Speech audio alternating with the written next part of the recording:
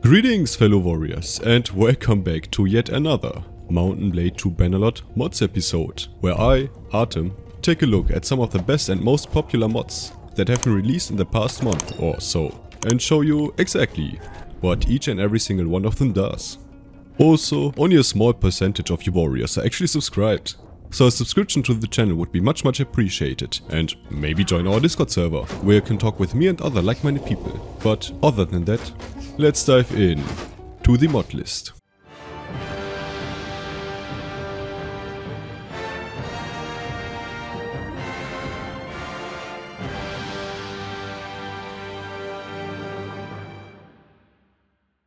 The first mod I want to talk about is called Garrison Do Something by Rowan, which adds patrols around castles and settlements, as well as guerrilla attacks to Mount & Blade 2 Bannerlord.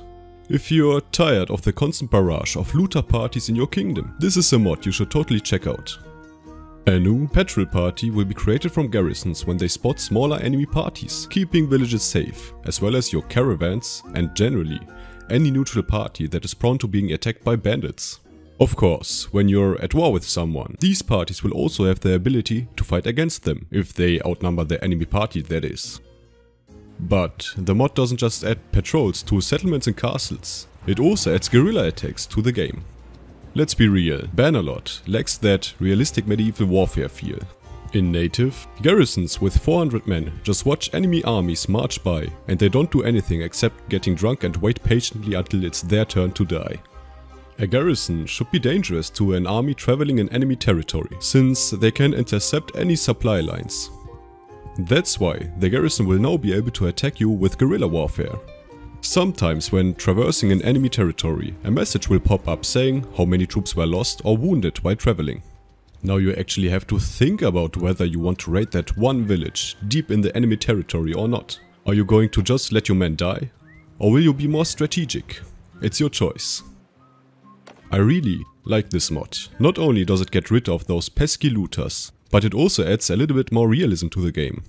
Now that I think about it, it is actually pretty weird seeing no one giving a rat's ass about you raiding that one village in the middle of the kingdom, even though you passed a dozen of the enemy settlements. Up next we have Sorted Income by Point Thief, which sorts and cleans up the bottom right expected change income and expenses tooltip for dinars. Essentially, this mod groups all villages, castles, taxes and tariffs, caravans, rent, etc., income and expenses. In native, you would see a huge list of every single town, castle and village, which can be pretty confusing, so this is a nice change. Also, if you want to see the original detailed view, like for example when you want to give away one of your fiefs, just hold down the left Alt key while hovering over your expected change to revert to the original view.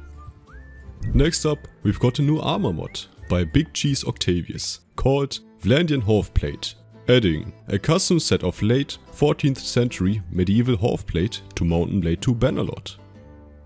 The mod comes with 5 different sets of fully interchangeable armor.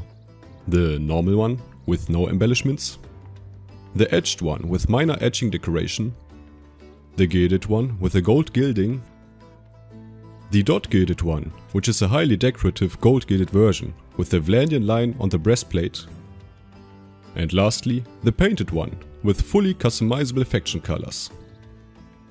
The armor looks pretty decent and I love all the different variations you can pick and choose from, especially the dot gilded one with the lines on the front, and I can't wait to see what the author will do next. Up next we have a mod working so beautifully I haven't even experienced any of the major flaws. I'm of course talking about the SiegeTowerFix by Gigabyte 101, which fixes the issues with the AI trying to find the way up siege towers.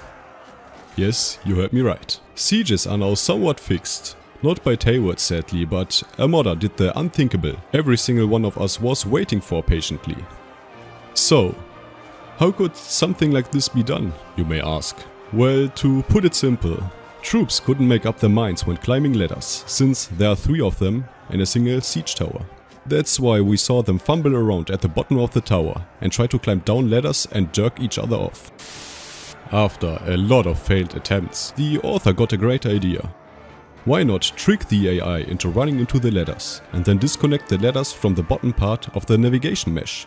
The AI now actually thinks they have to run through the ladders to get up on the tower, but then find themselves on a ladder. But because the ladder isn't connected to anything on the bottom per AI, there's only one way to go, and that is of course up. It really surprises me that the mod works like it does. Instead of changing the AI, tricking them seems to be a much more effective way to fix sieges. And yeah, like I said, anyone that loves sieges or plays Bannerlord in general should try it. I tried it with the 1.6.3 and 1.6.4 version, and it still works even though it hasn't been updated for the latter one. I'm very eager to see what Gigabyte will do next. And the last mod I want to talk about today is called Carrier, Banners and Torches by Block. This one adds banners and torch carriers as separate soldiers to your battles, as well as some functionality to banners, rather than just leaving them as a cosmetic. Every banner carrier has a certain radius which affects the morale of the troops around. When a carrier dies, soldiers within this radius will get a morale decrease, and if it's too low, in true Bannerlord fashion, they will eventually start to rout.